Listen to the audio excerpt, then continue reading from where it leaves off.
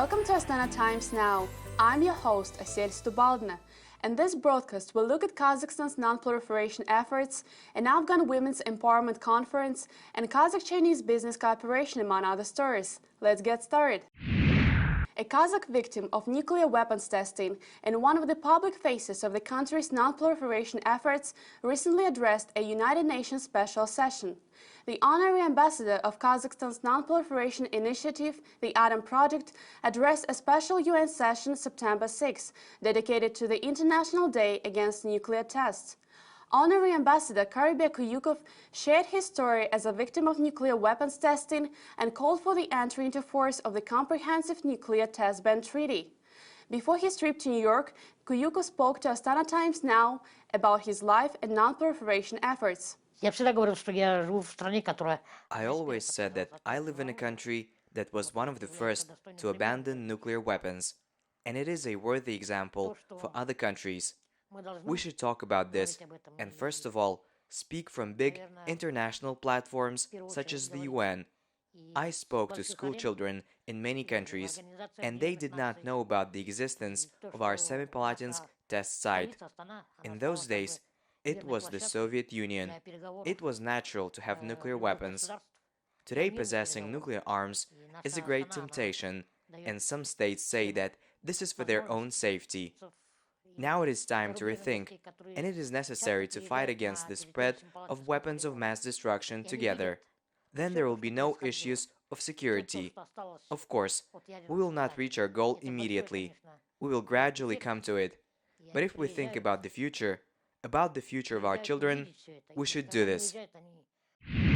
Kazakhstan also recently gave an official stamp of approval to the Atom Project.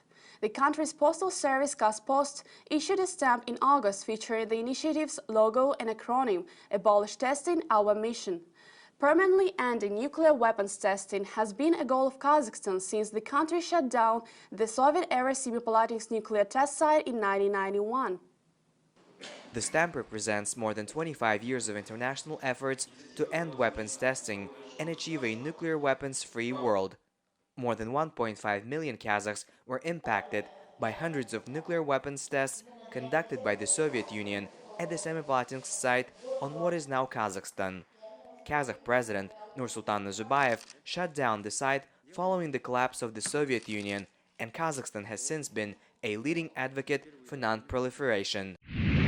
Organizers of a recent conference in Astana hope their efforts will empower women in Afghanistan and the wider Central Asian region. The conference brought together regional experts as well as representatives from the European Union and the United States to discuss advancing women's rights, girls' education, and gender equality. The conference focused on the important role of women in peace building and conflict prevention in Afghanistan and around the globe. Participants also focused on empowering women in political decision-making and their inclusion in all aspects of societal development. Such conferences is the chance for Afghan women and government to exchange their experience with Central Asian countries and international community. I want to note that certain progress has been made in education and public spheres, but the work needs to continue. During the forum, the European Union announced a new $2 million program focusing on educating Afghan women.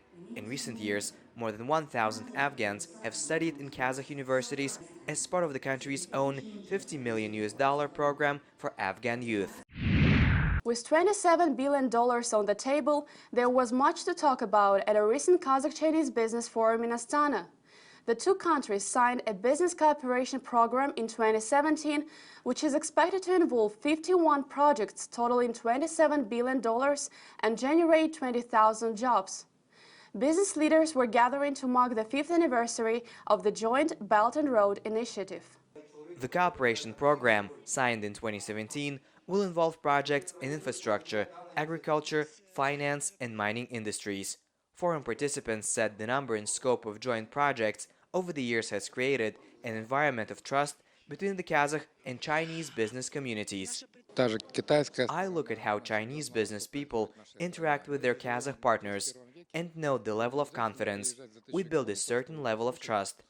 This all due to investments in projects that are implemented and currently operate.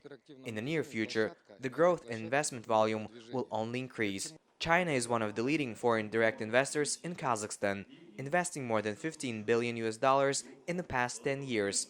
Chinese companies have also implemented major investment projects as part of Kazakhstan's industrialization program.